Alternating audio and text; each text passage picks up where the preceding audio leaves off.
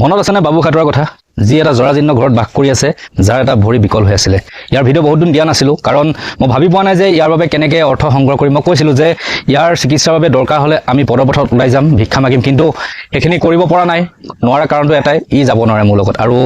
বৰ্তমান স্থগিত ৰখা আছিলে শেষত এটা উপায় বিচাৰি পালোঁ যে ইয়াৰ এটা বেংকৰ একাউণ্ট খুলিব লাগিব আৰু ইয়াৰ ওচৰলৈ সেইবাবে আহিছোঁ কিছুমান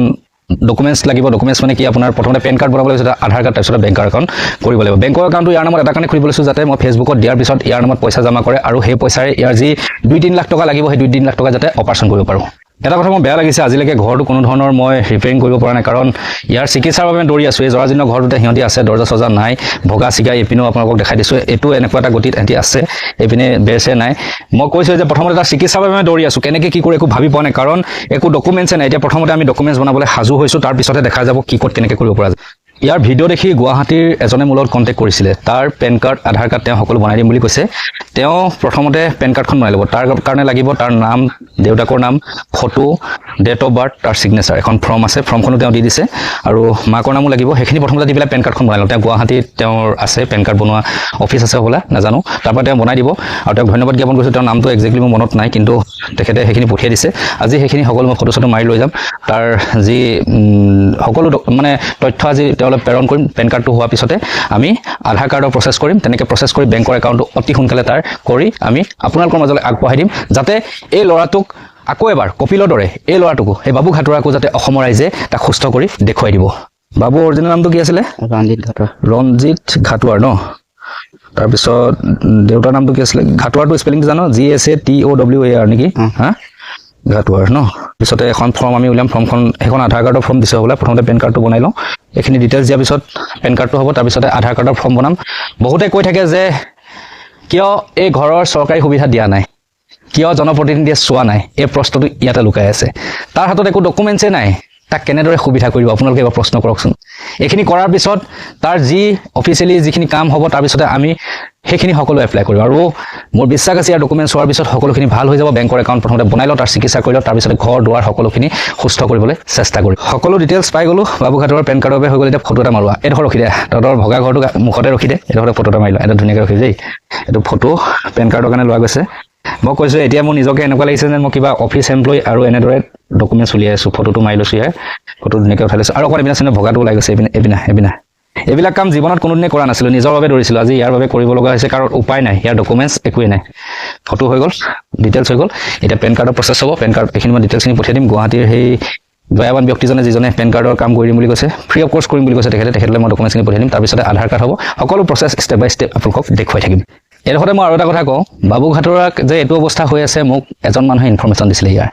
কিন্তু দুখৰ খবৰ কি জানে মানুহবিলাকে মোক লৈহে আনে পিছত ল'ৰাটো কি হৈছে কি নাই হোৱা এটা খবৰ নলয় এইটো ডাঙৰ কথা তোৰ ইয়াক খবৰ দিয়া মানুহটো কোনটো গম পাওঁ নহয় নামটো নলওঁ বাৰু কিন্তু সেই মানুহজনে আজিলৈকে এটা খবৰ লোৱা নাই যে ল'ৰাজনৰ আপুনি কি কৰিছে কি নাই মোক মাত্ৰ ক'লে যে এনেকৈ ল'ৰা এটা আছে আপুনি যাব সহায় কৰিব কিন্তু কেতিয়াবা দুখ লাগে কি জানে মানুহবিলাকে কেতিয়াও ৰাস্তাত আধা বাটত এৰিব নালাগে মই আজিলৈকে বাবুক এৰা নাই প্ৰথমৰ পৰা আপোনালোকে দেখি আছে প্ৰথম তাক ডক্টৰৰ ওচৰলৈ লৈ গ'লোঁ তাৰপিছত আপোনাৰ টেষ্ট কৰিলোঁ CT স্কেন MRI সকলোবিলাক কৰি আজি তাৰ কাৰণে আজিও দৌৰি আছোঁ মই কিন্তু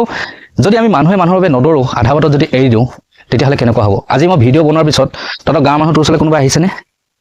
সোধা নাই একো সোধা নাই সুধিছিলে আৰু মই যে আগৰ ভিডিঅ'টোত কৈছিলোঁ যে ইয়াৰ লগত কোনোবা যাব পাৰিব নেকি মানে অপাৰেশ্যন তেতিয়া কোনোবা যাম বুলি ওলাইছিলে নি মানুহ কোনো নাই কোৱা এখন গাঁও বুলি ক'লে আন্তৰিকতা মৰম আৱেগ সকলো থাকে ন মই এটা ভিডিঅ'ত আগত কৈছিলোঁ যে এখন গাঁৱৰ কোনোবা স্থানীয় মানুহ এই ল'ৰাটোৰ লগত যাব লাগিব অপাৰেশ্যনৰ কাৰণে কিন্তু কোনো নোলালে সেইটো ডাঙৰ কথা অলপমান ভাবিব মানুহৰ বাবে অলপমান ভাবিব মোক কোনোবাই কৈছে মই দৌৰি আহিছোঁ ল'ৰাটোৰ লগত কোনো মোৰ তেজৰ সম্পৰ্ক নাই কিন্তু এই গাঁওখনৰ মানুহখিনিতো ইয়াক দেখি আছে আজি অতদিনে তাৰ বাবেতো কোনোবা ওলাই আহিব লাগে কিন্তু কোনো নোলালে আৰু আন নালাগে যিজনে ইয়াৰ কাৰণে মোক খবৰো দিছিলে সেইজনেও ইয়াৰ আজিলৈকে এটা খবৰ লৈ পোৱা নাই এইটো এটা বহুত ইম্পৰ্টেণ্ট কথা এই মানৱীয়তা যাত্ৰাত মানুহে অলপমান নিজৰ কথা বাদ দি অলপমান আনৰ কথা ভাবিবচোন আপুনি যদি আনৰ মুখত এটি হাঁহি বিৰিঙাব পাৰে তেতিয়াহ'লে আপোনাৰ জীৱনলৈও সুখৰ সমাহাৰ ঘটিব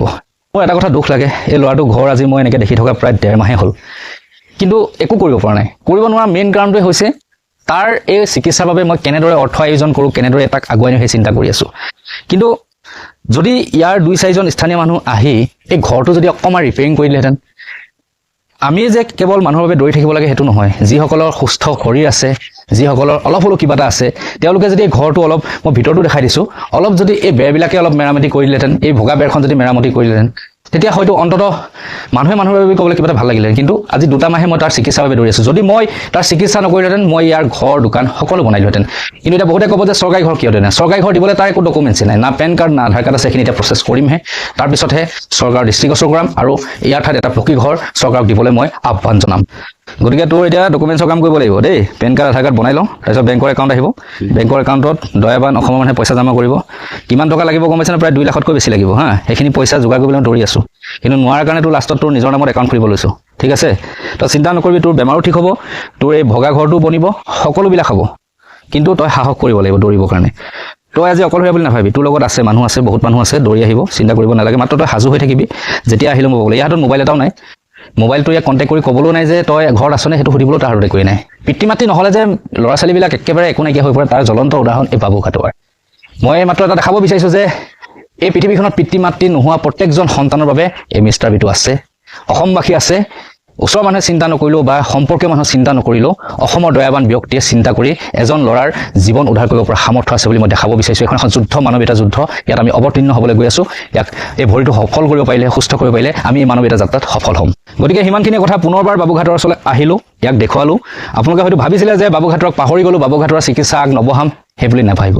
মিষ্টাৰ বিটো এবাৰ যেতিয়া ক'ৰবাত হাত দিয়ে সেই যাত্ৰা সদায় চলাই নিব। উদ্ধাৰ কৰিব নোৱাৰা পৰ্যন্ত তেতিয়ালৈকে যুঁজিয়ে থাকিব। আৰু আজি শেষত ভাবি ভাবি এটা কথাই মই ডিচিশ্যন ল'লোঁ যে মই আগতে কৈছিলোঁ যে মোৰ একাউণ্টত পইচা জমা ল'ব নোৱাৰোঁ, বহুতটা প্ৰশ্ন কৰিব,